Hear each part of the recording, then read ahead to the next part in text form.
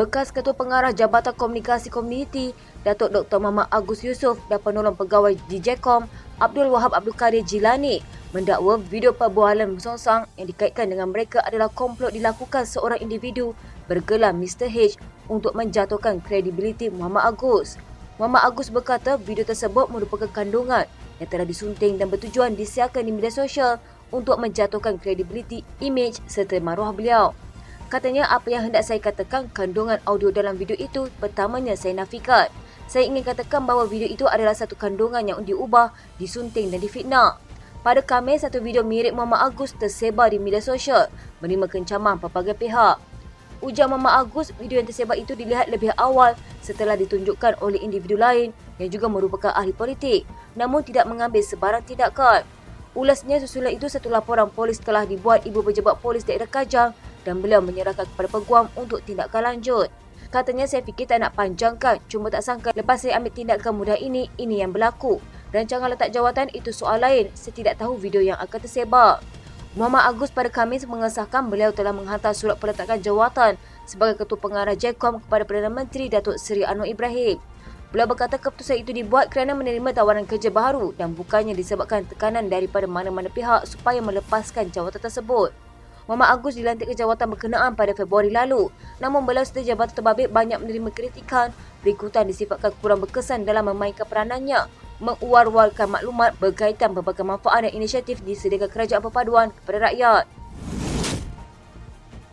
Penolong pegawai di Jabatan Komunikasi Komuniti Abdul Wahab Abdul Kadir Jilani mendakwa telah diarahkan oleh individu bernama Mr. H untuk merekod video perbualannya bersama bekas Ketua Pengarah JKOM Datuk Dr. Muhammad Agus Yusof.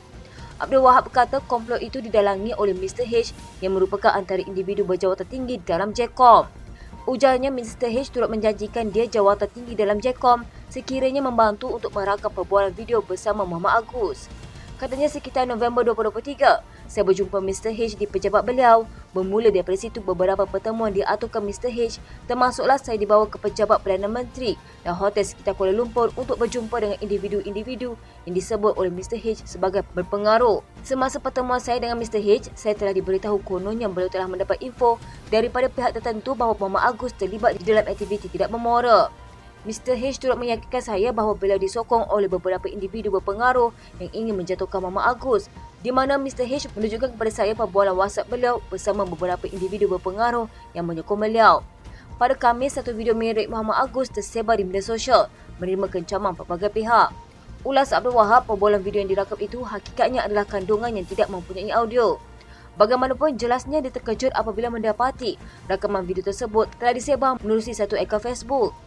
Katanya lebih mengejutkan lagi, rakaman video tersebut telah disunting dan diedit oleh pihak yang tidak bertanggungjawab menggunakan teknik voice over bagi menunjukkan seolah-olah saya dan Datuk terlibat di dalam aktiviti yang jelek dan tidak bermora.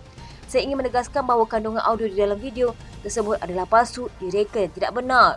Jelasnya dia telah menyerahkan kepada peguam senarai nama individu-individu yang terlibat di dalam komplot tersebut termasuk beberapa orang individu yang memegang jawatan tinggi di dalam JKOM. Muhammad Agus pada Khamis mengesahkan beliau telah menghantar surat peletakan jawatan sebagai Ketua Pengarah JKOM kepada Perdana Menteri Datuk Seri Anwar Ibrahim. Calon PAS Datuk Seri Dr. Ahmad Samsuri Mokhtar dicabar meletak jawatan sebagai Menteri Besar Terengganu untuk fokus kepada pilihan raya kecil Kemaman pada 2 Disember ini. Cabaran itu dilontarkan Ketua Penerangan UMNO Datuk Seri Azalina Osman Said selepas majlis perjumpaan bersama Jentera Penerangan dan Wanita UMNO di Pejabat UMNO Kemaman. Katanya kalau betul dia yakin menang, saya nak cabar dia hari ini untuk letak jawatan sebagai Menteri Besar Terengganu. Fokus kepada Parlimen Kemaman dan lawan 1 dengan 1 baru adil. Sebab kita rasa kita kuat tapi dia nak bertanding atas tiket sebagai Menteri Besar sebab bila dia kalah masih boleh menjadi Menteri Besar. Maknanya dia tidak amanah, ikhlas pada pengundi Kemaman. Tapi saya nak tanya kalau dia berani letak jawatan bertanding dan jangan jadi Menteri Besar, tanding 0 lawan 0, 1 lawan 1, kita tengok mana yang kuat. Azalina yang juga ahli Parlimen Pengarang juga berkata, Barisan Nasional tidak tergugat dengan pemilihan Ahmad Samsuri sebagai calon bagi PRK kerusi berkenaan. Katanya BN menawarkan calon terbaik untuk memberi khidmat kepada pengundi di Parlimen Kemaman. Katanya saya rasa macam PAS tidak ada orang lain dan saya lihat PAS ini kalau boleh dia mungkin merasakan itu sahaja yang terbaik yang nak ditawarkan. PAS mengumumkan mempertaruhkan Ahmad Samsuri untuk mempertahankan kursi Parlimen Kemaman pada PRK 2 Disember ini. Ini adalah penampilan pertama Ahmad Samsuri bagi merebut kerusi parlimen. Beliau dijangka menentang calon BN yang bakal mempertaruhkan bekas Panglima Angkatan Tentera Jeneral Besar Tan Sri Raja Muhammad Effendi, Raja Muhammad Noor.